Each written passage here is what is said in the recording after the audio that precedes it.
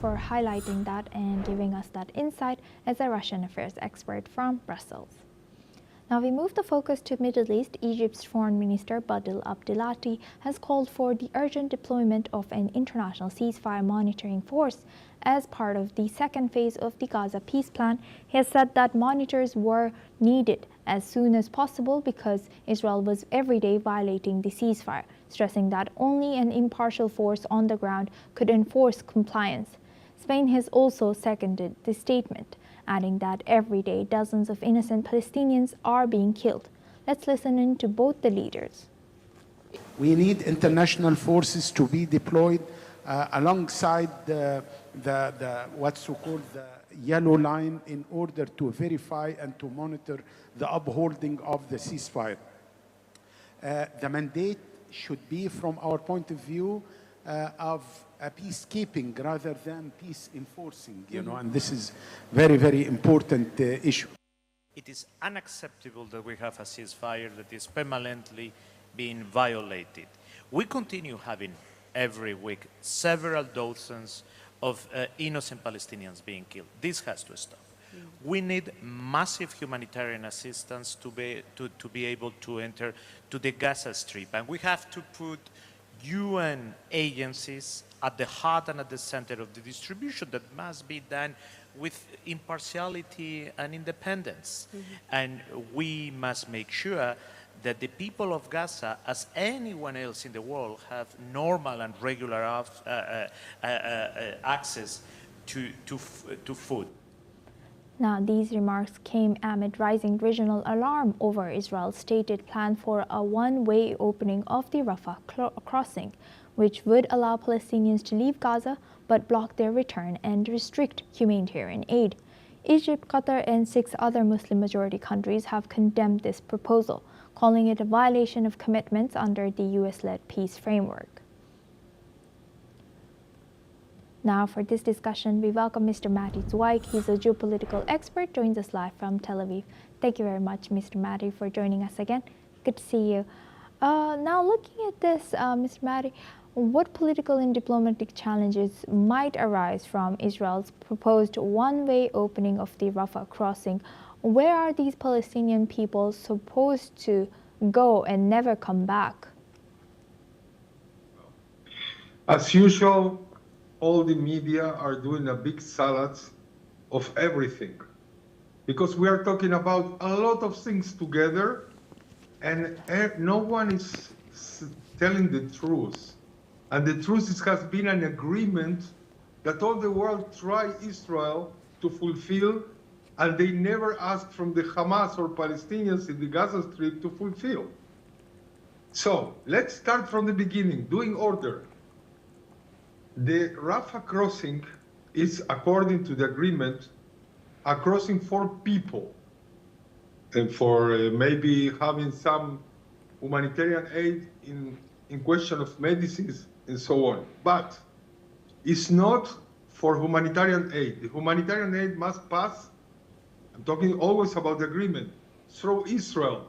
So they are not implementing this because they are trying to force through the UN and the UNRWA and all the humanitarian agencies of the UN to continue in the same way of giving to the same people the same corrupted money that they are taking and stealing from the Palestinian people. This is first. So everything must pass through Israel. And so if from Egypt, it's only about people crossing. Israel say, you are afraid that they will cross and not come back? So it's okay. We open, everyone that wants to go out, they can pass.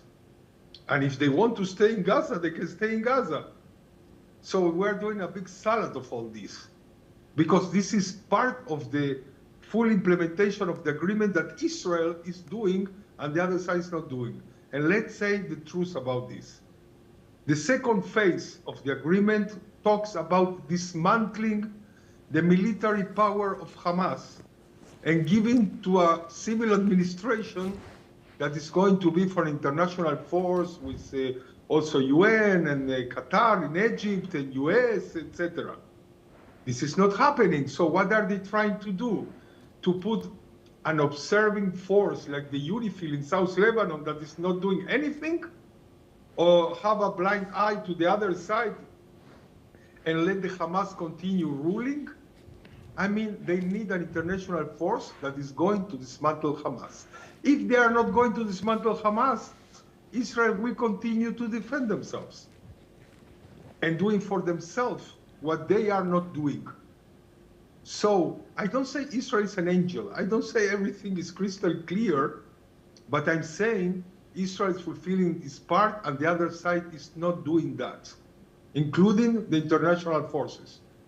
So until they don't say who is going to dismantle Hamas as a second phase of the agreed agreement, nothing is going to change. This is not good for anybody, but it's also not good that Egypt is talking about defending the Palestinians when they are not defending them. They just don't want Palestinians in their territory.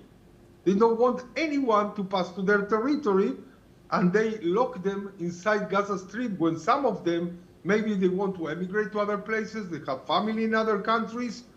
So what do you mean with not coming back? Israel can give them to come back unless they are from terrorist families or terrorist people. That's what we are talking about. Let's put down the masks because we are talking about this.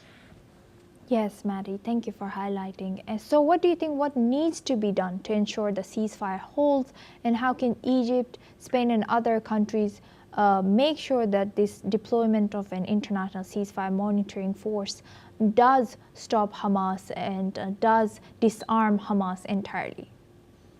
Exactly. They must do more to say, even between them, without Israel, who is going to fulfill the agreement in the part of dismantling Hamas. I'm talking about military. I don't even talk about ideologically or not being part of the future government, which Israel don't like, but if they don't have weapons in their arms, so in their hands, so nothing is going to happen. That's what they say. They have to talk more with Israel. They have to do a mechanism that implements the humanitarian aid that is agreed that it must pass through Israel, and they must open Rafah in according with Egypt in which way and which people can pass and which people cannot pass. Doing these two things, I think the path to a real implementation of the second phase is open. Yes, indeed. Thank you very much for highlighting that Matti Zweig, for joining us today as a geopolitical expert and from Tel Aviv. Now we move on to South Africa,